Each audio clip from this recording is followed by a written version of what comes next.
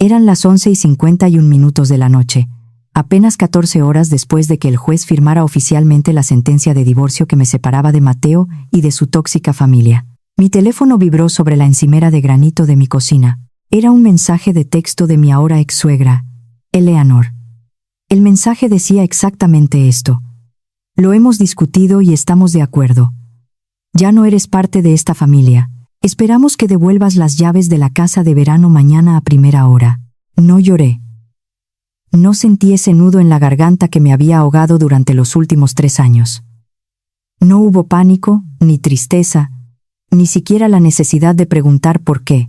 La ira, esta vez, no fue un grito desesperado ni un torrente de lágrimas. Fue un cálculo clínico, frío y absoluto. Simplemente caminé hacia el sofá, abrí mi computadora portátil, ingresé al portal financiero de mi empresa de bienes raíces y con un solo clic, revoqué y cancelé permanentemente la tarjeta corporativa de gastos ilimitados que Eleanor había estado usando como su cuenta bancaria personal. ¿Alguna vez te has dado cuenta de que las personas a las que intentabas comprarles la paz, en realidad estaban saqueando los ahorros de toda tu vida? Deja un comentario abajo si alguna vez tuviste que presionar el botón de cancelar para sacar a un parásito de tu vida. Porque yo había sido la inversora silenciosa en su versión de la realidad durante demasiado tiempo.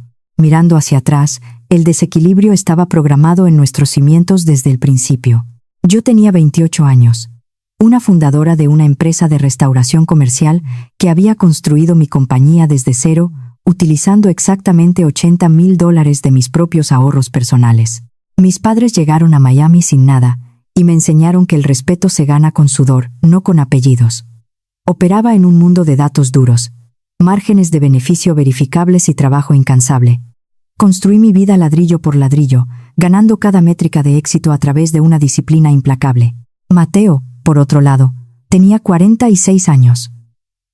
Era supuestamente el director ejecutivo del negocio heredado de su familia, un grupo de hoteles boutique en Coral Gables, pero su operación no era más que un caparazón vacío, una entidad corporativa hueca que funcionaba completamente con los vapores de un prestigio prestado y deudas acumuladas. Mi competencia concreta e innegable estaba en oposición directa a su arrogancia vacía, y tanto él como su madre me odiaban por ello.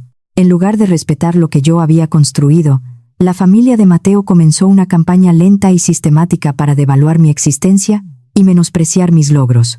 Nunca fue un ataque repentino o violento, fue una depreciación diaria y sigilosa de mi autoestima. En sus elegantes cenas familiares con la alta sociedad, Eleanor agitaba su mano perfectamente arreglada y descartaba mi empresa de restauración multimillonaria como un simple pasatiempo de construcción. Ella necesitaba encogerme, meterme en una caja pequeña, manejable y obediente, para poder mantener su propia y frágil ilusión de superioridad. El amor en su casa era un modelo de suscripción premium, y rápidamente me di cuenta de que era una suscripción en la que yo era la única que pagaba la factura. Esperaban que yo estuviera inmensamente agradecida por la simple oportunidad de estar cerca de su estatus social en decadencia. Cada insulto, cada comentario pasivo-agresivo sobre mi origen de clase trabajadora, estaba diseñado específicamente para mantenerme desequilibrada y sumisa. No solo estaban atacando mi ego, estaban ejecutando una adquisición hostil de mi valor personal. Necesitaban que yo creyera que mi éxito logrado con esfuerzo era completamente secundario a su herencia heredada. Había pasado los últimos 3 años frotándome los ojos, tratando desesperadamente de invocar arrepentimiento o afecto por la familia que estaba perdiendo. Pero mientras miraba los balances de nuestra vida juntos en la pantalla de mi computadora, solo había una claridad cegadora. Mi matrimonio con Mateo no había sido una asociación romántica. Había sido una fusión corporativa mal negociada, con un activo en quiebra administrado por una junta directiva hostil. Principalmente Eleanor, quien veía mi competencia financiera como un recurso natural inagotable que podía explotar a ciegas. Ellos pensaban que yo simplemente aceptaría en silencio la terminación de nuestro contrato social. Asumieron que absorbería cortésmente este insulto de medianoche y me desvanecería en el fondo, dejando que mi capital fluyera sin problemas hacia sus cuentas bancarias. Pero esto ya no era una crisis emocional. Era un balance general. Yo ya no estaba comprometida emocionalmente. Estaba funcionando puramente como una liquidadora, identificando meticulosamente cada fuga en mi infraestructura financiera. Habían confundido mi resistencia silenciosa con debilidad. sin darse cuenta de que la habilidad principal de una experta en operaciones es identificar y eliminar ineficiencias masivas. Y la familia de mi esposo era, sin lugar a dudas, el mayor pasivo operativo que había encontrado en toda mi vida. La magnitud absoluta de su depredación financiera solo quedó clara cuando contraté a Javier, un contador forense veterano con 20 años de experiencia cazando fraudes corporativos, para que diseccionara mis cuentas. Cuando Javier deslizó la gruesa carpeta negra de auditoría sobre mi escritorio, los números contaron una historia de robo absoluto y sin remordimientos. Eleanor había extraído encubiertamente más de $300,000 de mis tarjetas corporativas. No lo había usado para emergencias médicas o inversiones de la empresa. Había canalizado el capital operativo de mi compañía hacia tratamientos de spa de lujo, guardarropas de diseñador y el alquiler de villas exclusivas para sus galas de caridad en Palm Beach. Cuando la cuestioné durante el descubrimiento preliminar del divorcio, tuvo la absoluta audacia de categorizar este saqueo desenfrenado como un apoyo temporal de flujo de caja para la familia. Esta es la trampa exacta de la crueldad normalizada. Es una clase magistral psicológica en disonancia cognitiva. Los narcisistas como Eleanor no te roban tu fortuna y tu cordura en una sola tarde. Lo hacen de manera incremental, día a día. Erosionan implacablemente tus límites y tu autoestima, condicionándote para que creas firmemente que sus demandas parasitarias extremas son un comportamiento completamente normal. Fabrican un estado de déficit emocional constante, haciéndote sentir enteramente responsable de su felicidad y su estilo de vida. Antes de que te des cuenta de lo que está sucediendo, el dinero deja de ser una herramienta para tu propia seguridad y se transforma en el impuesto obligatorio que debes pagar simplemente para evitar su ira. Yo había estado pagando una prima exorbitante solo para mantener una paz tóxica en mi propio hogar. Al mirar las hojas de cálculo que detallaban sus gastos, mi monólogo interno estaba completamente desprovisto de tristeza o pánico. Sentí solo la precisión mecánica y helada de un libro de contabilidad que finalmente se equilibra. Durante años, me había engañado a mí misma, racionalizando los hábitos de gasto depredadores de Eleanor como el costo normal de admisión a una familia amorosa. Le había permitido desviar mi capital, porque enfrentar la aterradora realidad de su parasitismo significaba reconocer el completo y absoluto fracaso de mi matrimonio. Había cambiado mi soberanía financiera por un sentido de pertenencia fabricado. Pero los datos son completamente inmunes a la manipulación emocional. La auditoría forense expuso cada transacción fraudulenta en blanco y negro, retiró el velo engañoso del afecto familiar y expuso la naturaleza cruda y puramente transaccional de su abuso. Ellos dependían por completo de esa pequeña empresa de construcción de la que Eleanor adoraba burlarse en público. La revelación no rompió mi espíritu. Recalibró toda mi visión del mundo. Mi ira no era una fuerza destructiva y caótica, era precisa. Vi exactamente cómo operaba la maquinaria de su engaño y supe exactamente cómo desmantelarla pieza por pieza. El tiempo de negociar con terroristas emocionales había terminado permanentemente. Era hora de ejecutar un congelamiento total de activos y ver cómo su frágil ecosistema colapsaba bajo el peso aplastante de su propia insolvencia. La línea de tiempo de su inminente destrucción estaba perfectamente sincronizada.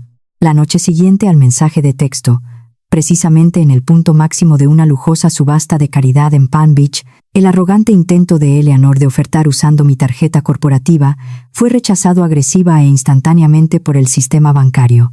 Estaba parada frente a la élite de Florida, envuelta en un prestigio alquilado y riqueza falsa, cuando su principal fuente de financiamiento la rechazó públicamente.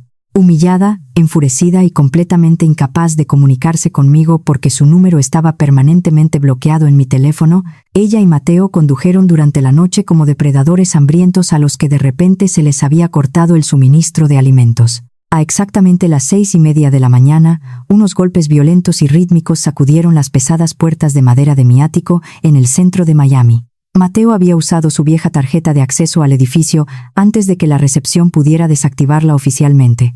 La pura agresividad del ruido vibró a través de las tablas del suelo, destrozando la tranquilidad de la mañana. Caminé con calma hacia la puerta y miré por la mirilla. El rostro de Eleanor estaba contorsionado en una máscara aterradora de pura rabia sin filtros.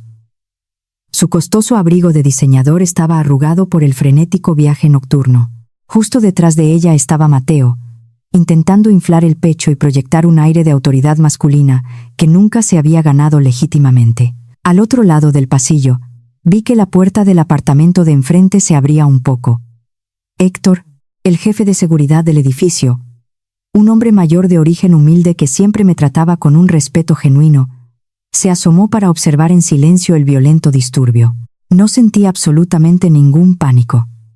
Mi ritmo cardíaco ni siquiera se elevó un solo latido. Deslicé la pesada cadena de seguridad de bronce en su riel y abrí la puerta exactamente 3 pulgadas. Me quedé perfectamente quieta en la estrecha brecha, mirando inexpresivamente a las personas que habían pasado años tratando de disminuir mi existencia. El momento en que la puerta se abrió, Eleanor desató una ola de insultos.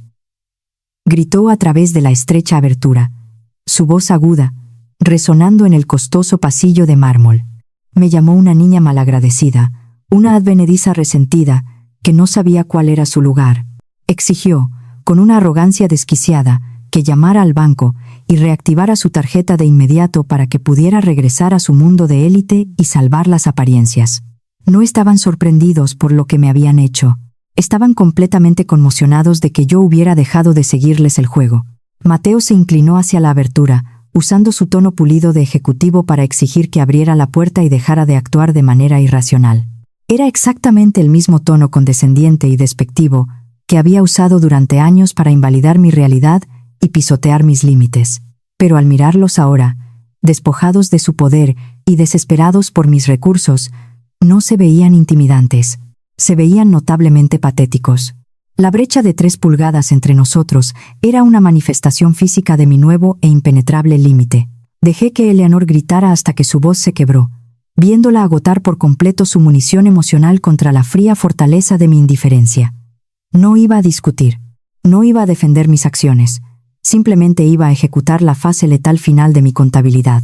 De pie detrás de esa abertura, ignoré por completo su histeria emocional. Me negué a interactuar con su indignación fabricada o sus desesperados llamados a la lealtad familiar. En cambio, cambié decisivamente el campo de batalla a un territorio donde no tenían absolutamente ninguna ventaja: los datos crudos y el derecho penal corporativo. Levanté la gruesa carpeta negra de auditoría para que fuera claramente visible a través de la rendija. No levanté la voz. Hablé con el desapego clínico y despiadado de un liquidador dirigiéndose a una subsidiaria fraudulenta y en quiebra. Tu hijo no solo te dejó sobregirar casualmente una tarjeta de crédito corporativa, dije, mi voz firme cortando sin esfuerzo los gritos de Eleanor. Mientras tú estabas ocupada comprando tratamientos de spa y fingiendo ser millonaria, Mateo estaba cometiendo un delito federal de fraude electrónico. Abrí la pesada carpeta en las páginas cuidadosamente marcadas. Detallé exactamente cómo Mateo había explotado maliciosamente un antiguo protocolo de inicio de sesión de emergencia para eludir las medidas de seguridad de mi empresa. Había falsificado mi firma electrónica para obtener un préstamo colateral contra los activos de mi compañía. Había ejecutado 15 transferencias no autorizadas separadas, desviando $170,000 de mi capital operativo vital para tapar desesperadamente los enormes agujeros financieros en su propio y decadente negocio hotelero. Pero ese no fue el golpe final. La verdadera profundidad de su depravación requería un contexto muy específico para ser comprendida por completo. Ese dinero no era solo un exceso de presupuesto corporativo, afirmé, mirando directamente al rostro de Mateo, que de repente se había quedado pálido y aterrorizado. Robaste ese dinero directamente del fondo de nómina navideña y del seguro de riesgos de 50 trabajadores de construcción. Le robaste a los contratistas, a hombres como don Arturo, que se suben a los andamios todos los días para ganarse el pan con honestidad. Literalmente, robaste a familias trabajadoras una semana antes de las fiestas, dejándolos sin seguro médico, solo para financiar tu patética ilusión de éxito. Tuve que liquidar en silencio mis propios ahorros personales para asegurarme de que mi gente cobrara mientras tú jugabas a ser el gran director ejecutivo. El silencio que cayó instantáneamente sobre el pasillo de mármol fue absoluto y ensordecedor. La tóxica alianza entre madre e hijo se fracturó en tiempo real ante mis ojos. El rostro de Eleanor se quedó completamente sin color mientras se giraba lenta y horrorizada para mirar a Mateo. Durante años, ella se había paseado por la alta sociedad, completamente convencida de que su lujoso estilo de vida estaba respaldado de forma segura por la brillante gestión de su hijo sobre el legado familiar. En cuestión de segundos agonizantes, toda esa narrativa dorada se incineró. Se dio cuenta de que sus abrigos de diseñador, sus ofertas en subastas de caridad y sus vacaciones no eran el fruto de la riqueza generacional. Eran el producto sucio y directo de un robo criminal cometido por su propio hijo contra obreros inocentes. Mateo retrocedió contra la pared, su falsa postura autoritaria colapsando por completo hacia adentro. Abrió la boca para hablar, para defenderse, pero no salió absolutamente ninguna palabra. Estaba completamente expuesto. No solo ante mí, sino ante su horrorizada madre y ante Héctor, el jefe de seguridad, que seguía de pie en silencio al otro lado del pasillo, absorbiendo cada detalle de los delitos financieros que se estaban confesando en el corredor. Había tomado su mayor arma, su imagen pública pulida e intocable, y la había detonado usando sus propios datos transaccionales. Ya no había espacio para la negociación. No quedaba ninguna ventana para la redención. La verdad era un muro absoluto e inquebrantable, y su imperio fraudulento acababa de estrellarse contra él a toda velocidad. La fachada de confianza de Mateo se disolvió por completo. Despojado de su autoridad alquilada y su prestigio inmerecido, se veía exactamente como lo que realmente era: un niño asustado y desesperado atrapado, robando en la caja registradora. Porque la desesperación siempre hace que los cobardes sean imprudentes. Comenzó a tartamudear, lanzando agresivamente amenazas vacías sobre demandarme por difamación pública. Afirmó salvajemente que yo estaba calumniando ilegalmente su buen nombre en el pasillo de un edificio residencial prominente. Me reí. Fue un sonido frío y hueco que resonó agudamente contra las paredes de mármol, completamente desprovisto de diversión. Saqué tranquilamente un sobre legal grueso y sellado del bolsillo trasero de la carpeta de auditoría y lo deslicé suavemente a través del espacio de 3 pulgadas en la puerta. Este es un paquete de análisis forense digital integral, preparado por mi abogada principal, le dije, con un tono completamente carente de piedad o vacilación. Contiene cada registro de dirección de Internet, cada marca de tiempo digital y los números de ruta exactos desde tu computadora personal directamente a mis cuentas corporativas. No parpadeé mientras entregaba el ultimátum final y no negociable. Si tus abogados no retiran formalmente cada uno de sus absurdos reclamos financieros en el acuerdo de divorcio, y si no firmas una confesión legalmente vinculante y un acuerdo de restitución total para las 5 de la tarde de mañana, este paquete entero irá directamente a la Comisión de Bolsa y Valores, a la División de Delitos Financieros del FBI, a los impuestos internos y a la oficina del fiscal de distrito. La amenaza inminente de encarcelamiento federal y la desgracia pública total destrozó instantáneamente cualquier remanente frágil que quedara de su arrogancia. Eleanor comenzó a temblar visiblemente. Sus manos se sacudían violentamente. La aterradora realidad de la incautación de activos, el enjuiciamiento federal y el ser exiliada permanentemente de su preciada alta sociedad cayó pesadamente sobre sus hombros. De repente, la mujer cruel que había pasado horas diciéndome que yo era una intrusa inútil y que ya no era parte de la familia, comenzó a llorar. Invocó desesperadamente el mismo concepto del que se había burlado sin fin. Bajó la voz a un susurro patético y suplicante, rogando por gracia, rogándome que no destruyera sus vidas, suplicándome en el nombre sagrado de ser familia. Yo fui la inversora silenciosa en tu versión de la familia, respondí, mi voz cayendo a un susurro aterrador y absoluto, pero ahora me doy cuenta de que siempre fue una suscripción y yo era la única que pagaba la factura. Estoy cancelando mi membresía. Le di una última mirada completamente vacía. No había tristeza, ni apego persistente. Solo la observación clínica de una cuenta cerrada y liquidada. No dije una palabra más. Simplemente di un paso atrás, cerré la pesada puerta con firmeza y dejé que el sonido metálico y frío del cerrojo resonara con absoluta finalidad. Fue el golpe final. La transacción estaba completa y su existencia tóxica quedó separada de mi vida de forma permanente. 4 meses después, ocurrió el resultado inevitable y matemáticamente cierto. Sin mi capital robado para inflar artificialmente sus balances fraudulentos, el negocio hotelero de la familia de Mateo se declaró oficialmente en quiebra debido a una insolvencia masiva e innegable. Estaba caminando con confianza por el distrito financiero en una fresca mañana de otoño cuando lo vi. Mateo salía en silencio de las puertas de cristal de una importante firma de liquidación corporativa. Los costosos trajes italianos a medida habían desaparecido por completo. Llevaba un abrigo gris desteñido y barato. Sus hombros estaban hundidos en la derrota, completamente despojado de la riqueza prestada y el estatus alquilado que habían definido toda su personalidad. Caminé justo a su lado. No reduje mi paso, y no giré la cabeza ni un centímetro para reconocer su presencia.